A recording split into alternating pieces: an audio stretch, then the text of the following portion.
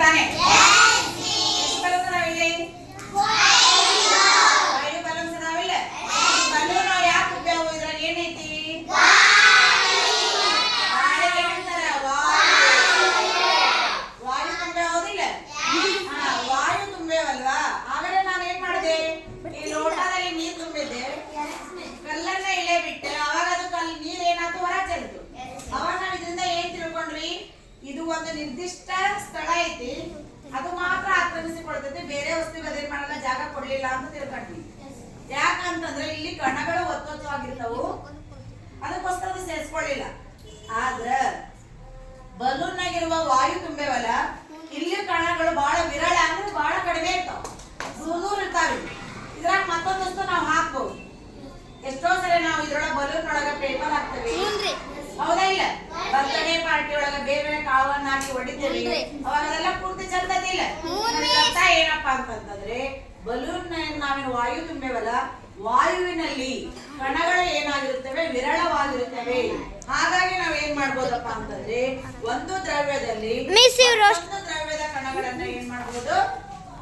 ಸೇರಿಸ್ಕೋಬಹುದು.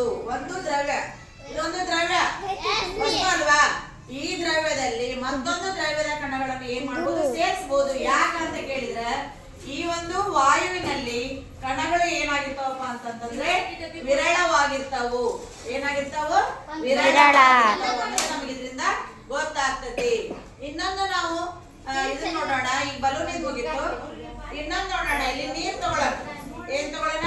ನೀರು. ನೀರಿತ್ತಲ್ಲಿ ನೋಡ್ರಿ, ಇಲ್ಲಿ ನೀರನ್ನ ನಾ ಗ್ಲಾಸಿಗೆ ಹಾಕ್ತೇನೆ ಅಲ್ವಾ? ಹಾಗಾದ್ರೆ ಇದರಲ್ಲಿ ನಾನು ಉಪ್ಪನ್ನ ಹಾಕ್ತೇನೆ. ಎಲ್ಲಾರು ನೋಡ್ರಿ, ಇದು ಉಪ್ಪು. ಇದಕ್ಕೆ ಇಂಗ್ಲಿಷ್ ಸಾಲ್ಟ್ ಅಂತ ಕರಿತೀವಿ. ಸಾಲ್ಟ್, ಇದು ಉಪ್ಪು ತಾನೇ ಇದು. ಹಾಗಾದ್ರೆ ಉಪ್ಪನ್ನ ಹಾಕಿದಾಗ ಏನಾಯ್ತು? ನೀರ್ ಹೊರ ಚೆಲ್ತಾ? ನೋಡ್ರಿ, ಅಷ್ಟು ಉಪ್ಪು ಹಾಕಿದೆ ನಾನು. ಇಲ್ಲ, ಇನ್ನೊಂದ್ ಸ್ವಲ್ಪ. ಇಷ್ಟು ಉಪ್ಪು ಹಾಕಿದೆ ನಾನು ಅಲ್ವಾ? ನೀರೇನಾದ್ರೂ ಉಪ್ಪನ್ನ ಹಾಕಿದಾಗ ಹೊರ ಚೆಲ್ತಾ? ಚೆಲ್ಲಿಲ್ಲಲ್ವಾ? ಕೂಡ ಏನಾಯ್ತು ಅಂತಂದ್ರೆ, ನೀರು ವಿರಳವಾಗಿರೋದ್ರಿಂದ ಈ ದ್ರವ್ಯವು ಕೂಡ ಮತ್ತೊಂದು ದ್ರವ್ಯವನ್ನ ತನ್ನ ಹತ್ರ ಏನ್ ಮಾಡ್ತದೋ? ಸೇರಿಸ್ಕೊಳ್ತು ಅಂತ ನಮ್ಗೆ ಇದರಿಂದ ಗೊತ್ತಾಗ್ತದೆ. ಹಾಗಾದರೆ ಇಲ್ಲಿ ವಿರಳ ಕಣಗಳಿರುವಂತ ಒಂದು ದ್ರವ್ಯದಲ್ಲಿ ವಿರಳ ಕಣಗಳಿರುವಂತ ಈ ಬಲೂನ್ ಆಗಿರ್ಬೋದು, ಮತ್ತು ಈ ನೀರಿನಲ್ಲಿ ಹಾಕಿದಂತ ಉಪ್ಪಿರ್ಬೋದು.